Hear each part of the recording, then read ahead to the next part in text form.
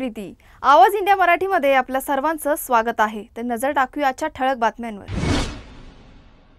मतदार यादीतील गंभीर त्रुटींवर महाविकास आघाडी आणि मनसेने उघडपणे आवाज उठवल्यानंतर निवडणूक आयोगाने अखेर जिल्हाधिकाऱ्यांना याची चौकशी करण्याचे आदेश दिलेत।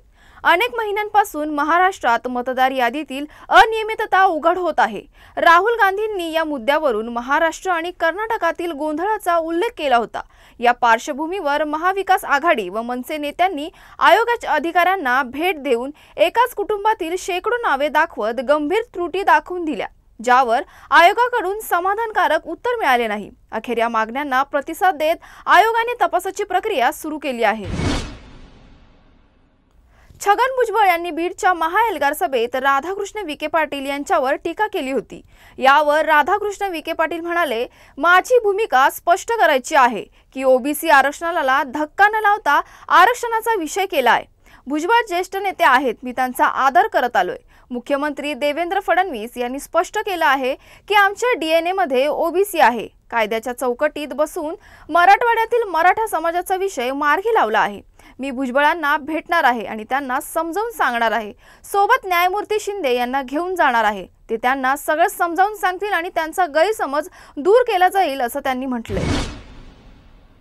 नंदुरबार जिल्ह्यातील चांदशैली घाटात शनिवारी एक भीषण अपघातात 6 भाविकांचा जागीच मृत्यू झाला असून अनेक जण जखमी आहेत।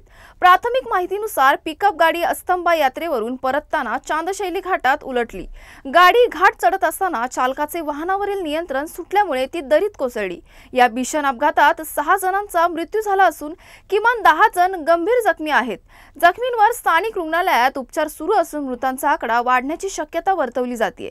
अपघातग्रस्त सर्वजण धार्मिक यात्रेतून परत येत असताना हा दुर्दैवी प्रसंग घडला। श्री क्षेत्र पंढरपूर हे वारकरी संप्रदायाचे अत्यंत पवित्र आणि श्रद्धास्थान मानले जाते। येथे दरवर्षी लाखो वारकरी माऊली माऊलीचा गजर करत पायी वारी करतात।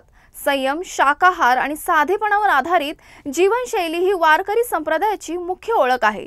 अशा ठिकाणी मांसाहार, मद्यपान व त्या संदर्भात कोणत्याही वस्तूंना धारा नसतो। दिवाळीच्या पार्श्वभूमीवर पंढरपूर मंदिरात सेवा देणाऱ्या कर्मचाऱ्यांना बीव्हीजी या आउटसोर्सिंग कंपनीमार्फत भेटवस्तू दिल्या गेल्या। मात्र या भेट पिशवीमध्ये चिकन मसाल्याचे पाकिटही असल्याचे निदर्शनास आले।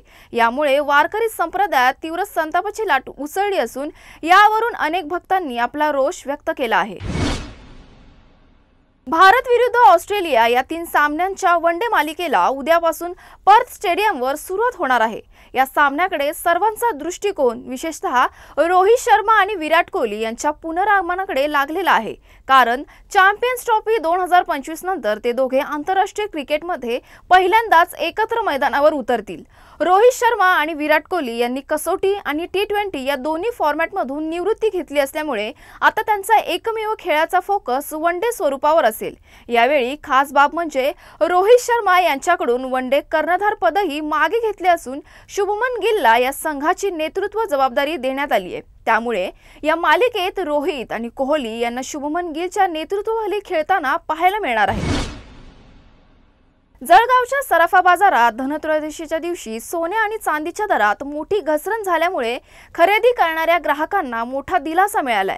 सोन्याच्या दरात तब्बल 3000 रुपयांनी घसरण झाली असून तर चांदीच्या दरात तब्बल 5000 रुपयांनी घसरण झाली आहे।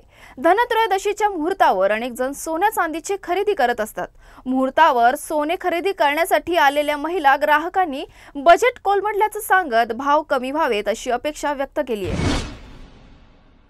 मराठमोळी अभिनेत्री सई ताम्हणकर कायमच तिच्या हटके आणि बोल्ड स्टाईल स्टेटमेंटसाठी ओळखली जाते। यंदाच्या दिवाळीत सईने पुन्हा एकदा आपल्या फॅशन सेन्सने सगळ्यांचे लक्ष वेधून घेतले। पांढऱ्या रंगाच्या आकर्षक लेहंग्यामध्ये आणि त्यावर उठावदार सिल्वर ज्वेलरी परिधान करून तिने पारंपरिक पेहरावाला एक मॉडर्न ट्विस्ट दिलाय। मोकळ्या केसांमध्ये नॉर्मल मेकअप आणि कॉन्फिडंट पोजेसमध्ये सई एकदम ग्लॅमरस आणि एलिगंट दिसत आहे। सईने आपल्या इंस्टाग्रामवर हे फोटो फेस्टिव्हिटीज अशा सध्या पण उत्सवी कॅप्शनसह शेअर केले आहे। सई ताम्हणकर सोशल मीडियावर प्रचंड सक्रिय असून तिच्या लुक आणि फॅशनसाठी चाहते नेहमीच उत्सुक असतात। अशाच महत्त्वाच्या बातम्या बघण्यासाठी पाहत रहा आवाज इंडिया मराठी।